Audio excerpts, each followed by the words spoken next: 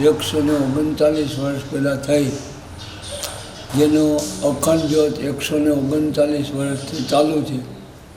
અને દરેક જ્ઞાતિબંધુઓ અહીંયા માતાજીના ચરણમાં પગે લાગવા આવે છે. હેલો મિત્રો, હવે આપણે આવી ગયા છે મા લક્ષ્મી માના મંદિરે. તો ચાલો જોઈએ.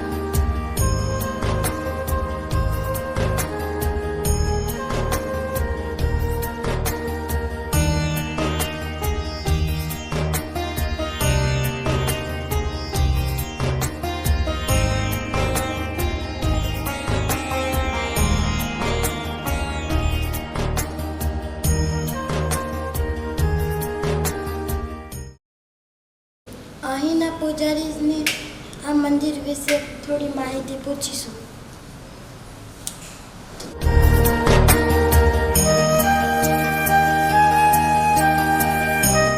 તો દાદા, અમને આ મંદિર વિશે થોડી માહિતી આપો. મહાલક્ષ્મી માત કી જય. આ મહાલક્ષ્મીનું મંદિર 1943માં વિક્રમ સંવત 1943માં વણિક સમાજે સ્થાપિત કર્યું. આખે દત્તા મારી વણિક સમાજના કુળદેવી છે. મહાલક્ષ્મી માતાજીની ઉત્પત્તિ સમુદ્ર કાંઠે સમુદ્રમાંથી થઈ, એટલે આખી જ્ઞાતિએ ભેગા મળી અને મહાલક્ષ્મીનું સ્થાપના સિંબર ખાતે કર્યું. આ સિંબર ધામ છે. જગજીવન બાપુએ જેમ ભજનમાં લખ્યું, સિંબર ધામ રળિયામણું રે, જ્યાં છે દેવી દેવતા તમામ રે. આ ગામની અંદર દરેક મંદિરો શિખરબંધ છે. અને આ ગામની અંદર દરેક મહત્ત્વવાળા મંદિરો છે, જેની અંદર મહાલક્ષ્મી માતાજીની પ્રતિષ્ઠા 139 વર્ષ પહેલાં થઈ, જેનો અખંડ જ્યોત 139 વર્ષથી ચાલુ છે. અને દરેક જ્ઞાતિબંધુઓ અહીંયા માતાજીના ચરણમાં પગે લાગવા આવે છે. વર્ષમાં 3 ઉત્સવ થાય છે: ચૈત્રી નવરાત્રિ, માતાજીનો પ્રતિષ્ઠા દિવસ જેઠ સુદ પાંચમ અને અવનાષ્ટમી નવરાત્રિનો ઉત્સવ પણ થાય છે. તો આ મહાલક્ષ્મી માતાજીની પ્રતિષ્ઠા વણિક સમાજે કરી અને પૂજ્ય બાપુ જેવા સંતો આ સિંબરની જન્મ ધારણ કરી અને સિંબર ગામને રળિયામણું બનાવ્યું. માટે મહાલક્ષ્મી માતાજીનું મહત્ત્વ એટલા માટે છે કે વણિક જ્ઞાતિના કુળદેવી આખા જગતના જગતજનની મહાલક્ષ્મી છે. તો આ મહાલક્ષ્મી માતાજીને ચરણમાં દરેક ભક્તો અહીં આવે છે, પોતે માતાજીના આશીર્વાદ લે છે અને મહાલક્ષ્મીની કૃપાથી સૌભાગ્ય, પુત્ર પરિવાર એ બધી જે આશીર્વાદ છે એ મહાલક્ષ્મીની કૃપાથી દરેકને મળે છે અને દરેક લોકો ભગવતી મહાલક્ષ્મીની કૃપાથી સુખી.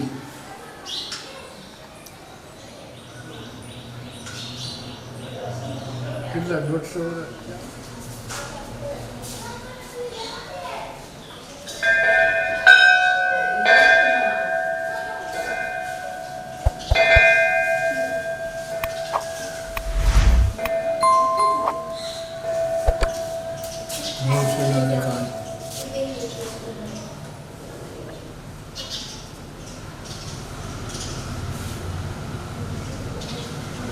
ઓગણીસો 43 જેઠ સુદ 5 શુક્રવાર.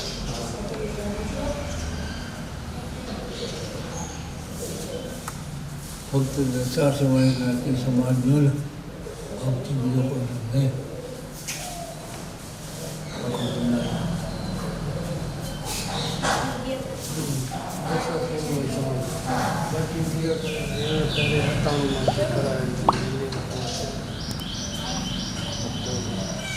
તો દાદા તમે અહીંયા કેટલા વર્ષથી પૂજા કરો છો? અમે અહીંયા મહાલક્ષ્મી મંદિરમાં ગૌરીશંકર બાપાથી લઈને અત્યાર સુધીમાં આ ચોથી પેઢી છે. 105 વર્ષથી અમારા પરિવાર ગૌરીશંકર બાપાના પરિવાર ચોથી પેઢીથી અહીં છે. ચોથી પેઢી છે એમ ને? હા.